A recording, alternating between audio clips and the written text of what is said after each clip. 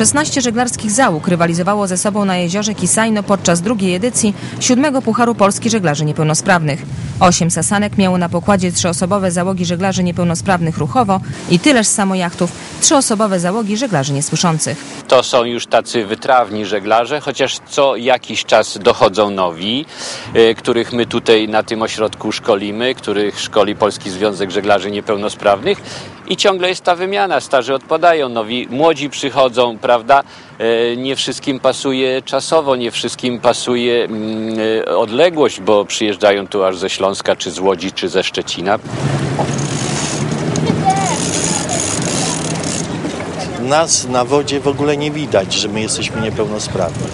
My jesteśmy po prostu, ci żeglarze, którzy obok nas płyną, to nie wiedzą, czy jesteśmy osobami niepełnosprawnymi, czy pełnosprawnymi.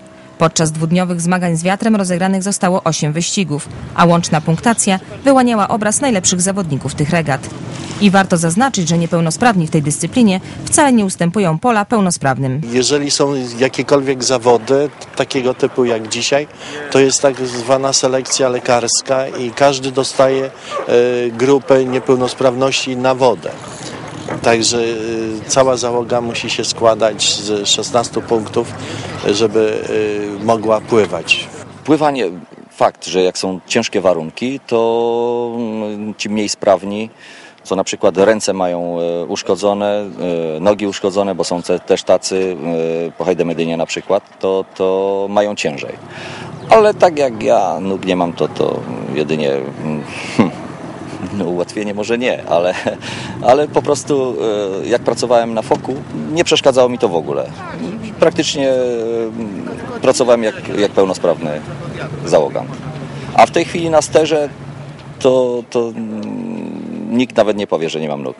Marian Zakowicz ze Strzębia-Zdroju świetnie radził sobie już od pierwszego wyścigu tych regat, ale na te dobre wyniki złożyło się dotychczasowe doświadczenie wszystkich członków załogi. Od 11 lat żegluję.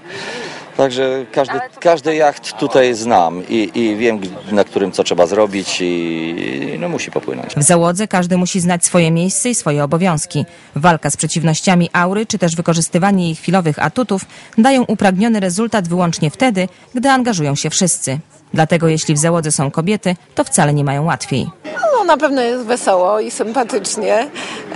Być może udział kobiet wpływa na to, że troszeczkę atmosfera na jachcie nie jest taka typowo męska i panowie czasami muszą się od męskich odkrzyków powstrzymywać. Ludzie jeżdżący na wózkach, ludzie po ciężkich wypadkach i chorobach w żeglarstwie odnajdują nie tylko dobry sposób na spędzanie wolnego czasu czy rozrywkę, ale również wspaniałą formę rehabilitacji. W moim przypadku ja 10 lat siedziałem w domu, a od 11 żegluję.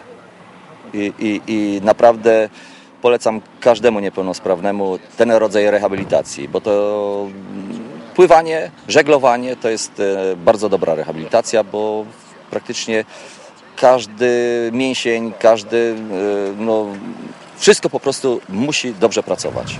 W drugiej edycji 7. Pucharu Polski wśród załóg żeglarzy niepełnosprawnych ruchowo pierwsze miejsce wywalczyli Marian Zakowicz, Ewa Nazarowska i Wiesław Borowiecki. A wśród załóg żeglarzy niesłyszących po zwycięskie laury sięgnęli Tomasz Gumiński, Karolina Osajda i Daniel Oliwa.